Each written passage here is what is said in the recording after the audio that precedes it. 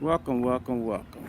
Welcome to Island Girl Gardening. Today we're going to just talk a little bit more about the solitary bees. We have the leafcutter bees right here, and we're just going to talk a little bit more about the solitary bees. Here are my bees that we got the other day. As you can see, they are flying around. Oh, there's a nice picture right there. See them? The wire is a bird guard for keeping the birds try to eat the cocoons before they hatch. But there they are right there. You see them flying around. Just flying around. They're going in the little tubes. So you're going to get a closer look at one that's in the tube already. They're a little too close right there. As you can see, they're flying around, and I am right here by it so they don't bother you. They don't care what you're doing. They don't make honey. They're just good for pollinating your flowers, pollinate your vegetables in your garden. They're very good pollinators. Like I said, these are called leafcutter bees. And they come in a little cocoon when you get them, and some of them be already alive. So you have to put them in the refrigerator 15 minutes when you first get them to calm down the ones that already came out.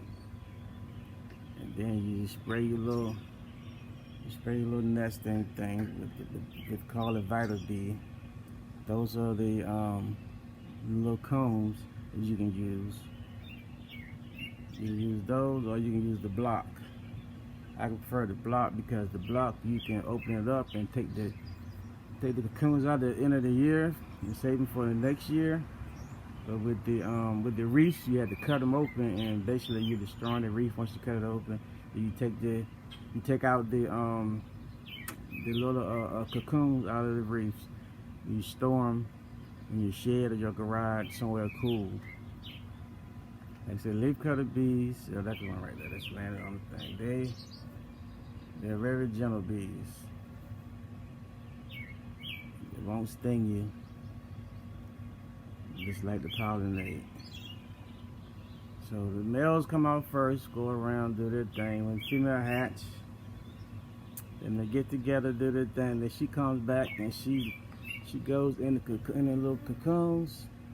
Right here, she goes in the little holes. And she lay her eggs. Then she take leaves. She use leaves to cover the eggs with it.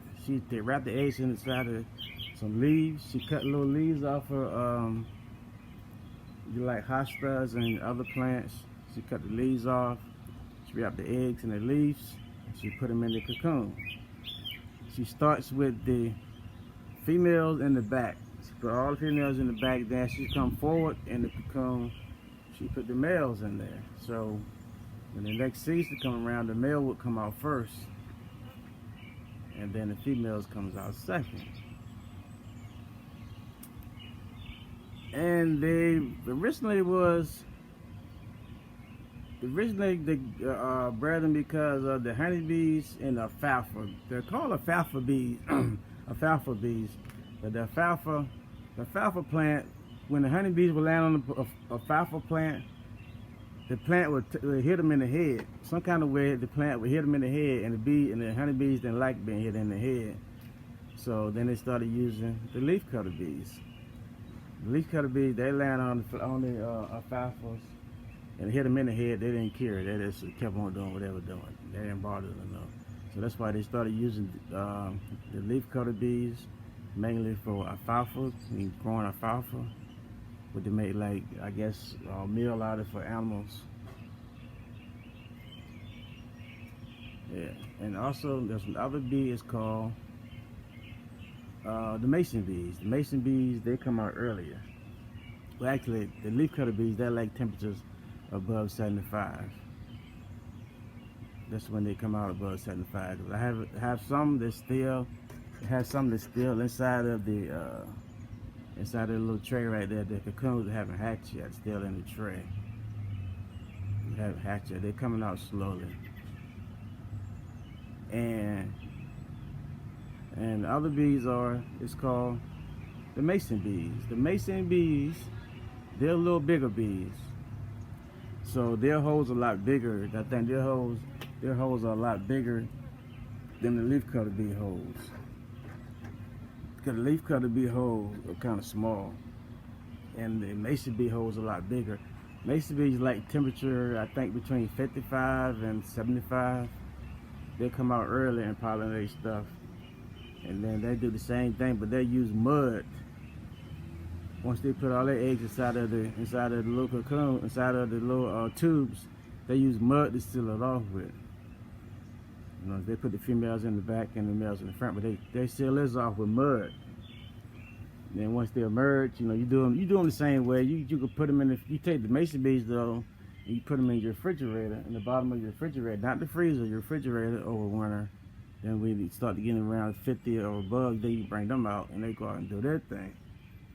And I think most of them live for like 6 to 8 weeks, and then they die off. And like with these leaf cutters, they live 6 to 8 weeks, and sometimes the ones that they put in there for next year will hatch out. If the summer's real long, they will hatch out and do their thing, and then do the same thing that their parents did: lay eggs and use the leaves and do the cocoon with.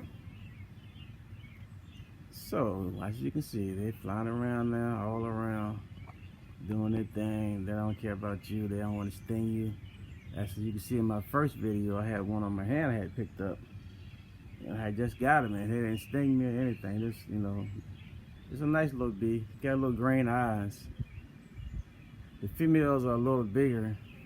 The females are a little bigger than the males. As you can see right there, a little closer view of them flying around. Yeah, the females are a little bit bigger than the male. So I haven't seen too many females yet. So I think they're still in there warming up, getting ready to come out.